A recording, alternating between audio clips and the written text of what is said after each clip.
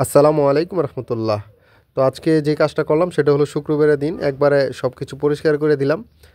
ঘরটা একবারে ক্লিন করলাম। আর দ্বিতীয়ত কথা, এই 2 দিন যাবত এত ঠান্ডা পড়তেছে, একবারে বৃষ্টির মতো কুয়াশা পড়তেছে। তো চিন্তা ভাবনা করে দেখলাম মুরগির তলে একটা করে বস্তা দিয়ে দিই। তো বাড়িতে অনেক ভুসির বস্তা থাকে, যেহেতু গরু লালন পালন করি সেই হিসাবে ভুসির বস্তাগুলা সরাসরি তাৎক্ষণিক মানে সিদ্ধান্ত নিলাম যে প্রতিটা বাতির নিচে একটা করে বস্তা দিয়ে দিলে কি হবে, রাত্রেবেলা জড়ো হয়ে তারা বসে থাকতে পারবে এবং তারা ওম পাবে একটা।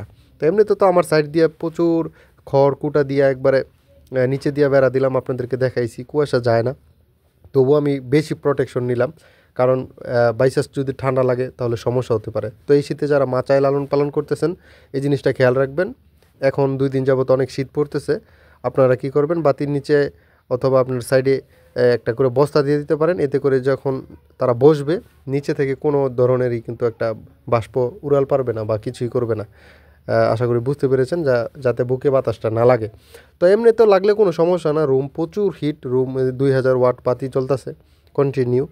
তো ঠান্ডা লাগার কথা না, ইনশাল্লাহ ঠান্ডা লাগবেও না। তবুও আমার একজনে বলতেছে যে নিচে দিয়ে একটা কি বলে এই দিয়ে দিলে, ছালা দিয়ে দিলে একটু ভালো হয় আর কি, মনে হয় যে জায়গায় জায়গায় বসবে, তো একটা পাবে। তো বিষয়টা এইটাই, যদি কেউ লালন পালন করে থাকেন মাচায়, তাহলে এই কুয়াশা একবারে বৃষ্টির মতো পড়তেছে এইরকম সম্ভাবনা যদি দেখেন, তাহলে অবশ্যই আপনারা 6টা 7টা যাই লাগে আপনারা ব্যবহার করবেন। এতে করে ইনশাল্লাহ প্রোটেকশনটা ভালো হবে এবং মুরগির বাচ্চাগুলো অনেক ভালো থাকবে ইনশাল্লাহ। আলহামদুলিল্লাহ এখনও পর্যন্ত একটা মুরগির বাচ্চাও কোনো সমস্যা হয় না। দোয়া করবেন, ভালো থাকবেন, সুস্থ থাকবেন। আসসালামু আলাইকুম রহমতুল্লাহ বারাকাতুহু।